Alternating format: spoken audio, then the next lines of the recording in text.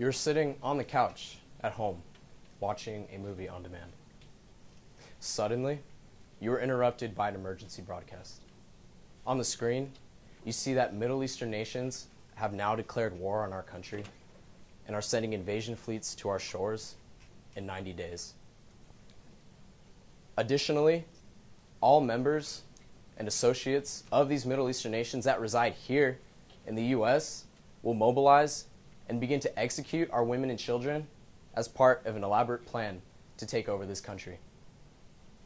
Government authorities say that the only way to stop them and prevent the slaughter of innocent people is to go to war and protect those that we love. You have two options. One, you can choose to fight in what will become a brutal battle, wherein the number of casualties will soar. Or, the second option, you can choose to stay away from the war and avoid getting blood on your hands. Your initial thought is enlistment. However, you know that this war may be catastrophic, and trust in our secular government authority is questionable. Whether or not you should participate in this war creates a cloud of confusion in your mind. Why? Because thou shalt not kill. As Christians, we profess that Jesus taught us to love our enemies and that we should do just that. So what position do you choose? What path do you take? Which will fall in line with your beliefs as a Christian? Do you find where going to war can be justified under God's rule? Or do you take the path that many believe Christ has instructed us and resist violence? Is there a middle way in which Christians could go to war, yet still follow this narrow path to which Christ calls us? Throughout history, there have existed two primary approaches on the subject of war that people have taken: just war and pacifism. There exist two general approaches within pacifism, and the Encyclopedia Britannica states the first approach, the political approach, lies in the advocacy of the complete renunciation of war as be adopted as a policy by a country. The second approach, the Christian approach, branches from the ethical conviction of individuals and groups that war, and perhaps any act of violence, is morally wrong. Christian pacifism holds that the devout believer must take up this position in order to remain consistent with the word of Christ.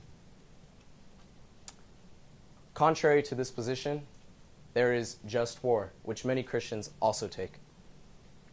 The just war theory originates in the writings, the teachings, and the theology of St. Augustine, an early church father.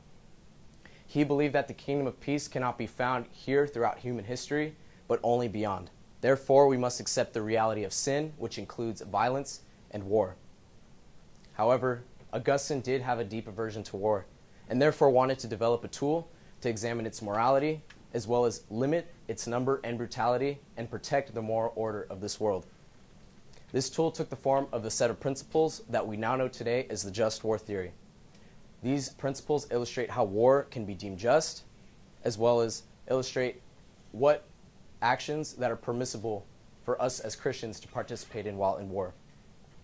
Thomas Aquinas, philosopher and theologian, also of the church, further develops Augustine's composition of his just war theory in the Summa Theologica. Ladies and gentlemen, tonight I'm here to tell you that although Christians believe that we should not participate in war due to its potential conflict with our morals, the just war theory enables us to fight in the military and to fight in war in a way that is consistent with our Christian beliefs. The works of Augustine and Aquinas present the justification for war, as well as previously stated, the actions that are permissible in war. In addition, Augustine speaks to the true evil in war, saying that war itself is not necessarily wrong, but the malicious motives and intentions for which war is declared is the evil that must be dealt with. Some believe that Jesus was a pacifist. John Piper, just war theorist, theologian, and author, further examines this claim through scriptural interpretation. His interpretation would suggest that war itself is also not necessarily wrong, and that Jesus himself was not a pacifist, and there are areas where scripture and military service do agree. He argues that pacifism is also a harmful approach because it does not limit the actions of the wicked. This series of principles that make up the just war theory create moral boundaries for warfare. The first principle is the need for a just cause. A nation must use war as a last resort after all other means of making peace have been proven to fail. This limits nations from acting out of aggression and limits warfare itself to only in active defense. Augustine emphasizes the need for a legitimate authority such as a government entity as opposed to a small group or an individual to declare war. In order for war to be declared, there must also be a very rational probability of success. Furthermore, the use of military force is only to be used when absolutely necessary and on enemy soldiers alone. There must be proportionality in regards to the damage that is inflicted within war.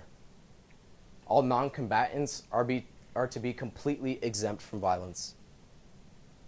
These principles illustrate how a Christian can wage war in a just manner that is consistent with our beliefs. Augustine says that war itself is not necessarily wrong. Definitely, there is much harm that can come from war. But in the city of God, Augustine says that war is sometimes a sad duty used to restore peace. In a world that has been corrupted by sin, violence is a reality we must face and is something that must be eliminated. However, the act of war itself is not the root of evil. As previously stated, the malicious motives and intentions for why we go to war are the true evil that must be dealt with. And by following the principles of just war, we as Christians can set out to eliminate these. In Romans 12:21, Paul states, "Do not be overcome with evil, but overcome evil with good." With righteous intentions, war can be the good that overcomes this evil. This is most apparent in Matthew 5:39, where Jesus says, "You have heard it was said, an eye for an eye and a tooth for a tooth. But I say to you, do not resist an evil person. For whoever strikes you on the right cheek, turn to him the other as well." Let me ask you this.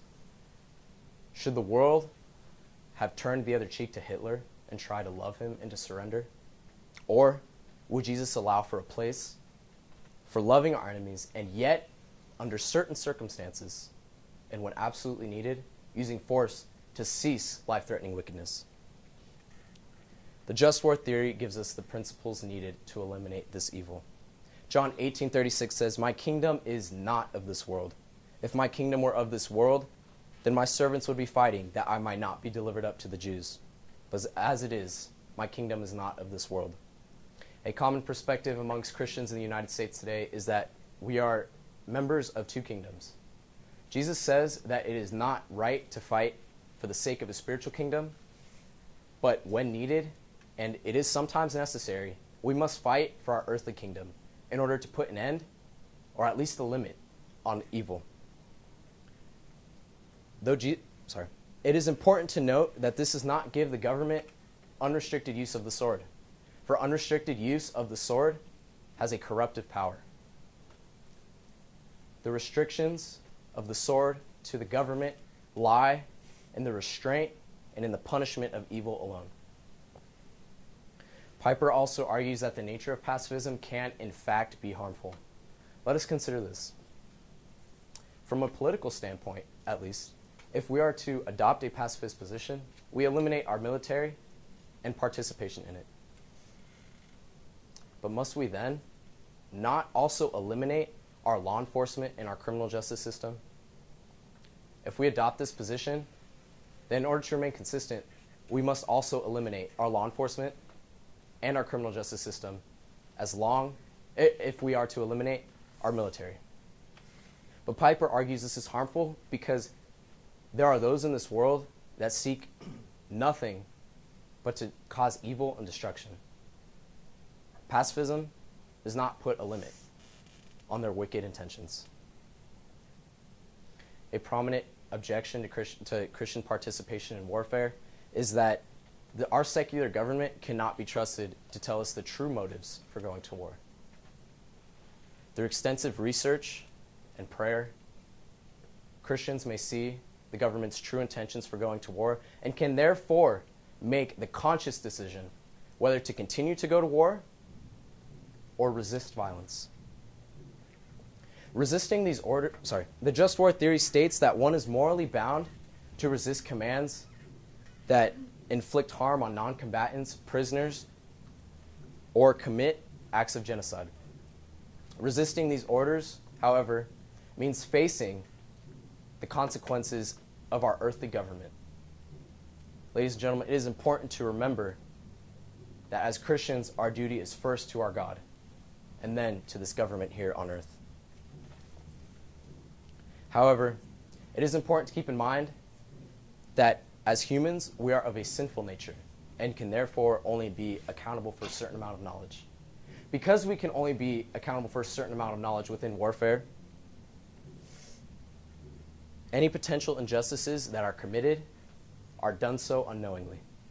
Daniel Bell, author of Just War as Christian Discipleship, says, "War represents a kind of fall from righteousness, thus limiting our full knowledge in warfare." War is an absolutely undeniable reality of this world. And it has been ever since the fall of man, because sin, suffering, and death are all results, direct results of this fall. War, when fought in a just manner, can be an act of love and of charity, not of hate. Because Augustine says that the malicious intentions and motives for which war is declared is the true evil that must be dealt with. Ladies and gentlemen, tonight, two positions have been laid before you. The first position, the pacifist position, allows you to sit at home and do nothing while innocent people are neutralized. The second position, the Christian position, allows you to suit up for battle. So as long as it falls under certain parameters and protect those that you love, as well as to a certain extent imitate the sacrifice that Christ made for us. John 15:13 says, "Greater love has no other than this, to lay down one's life for one's friends." Which position will you choose? Thank you.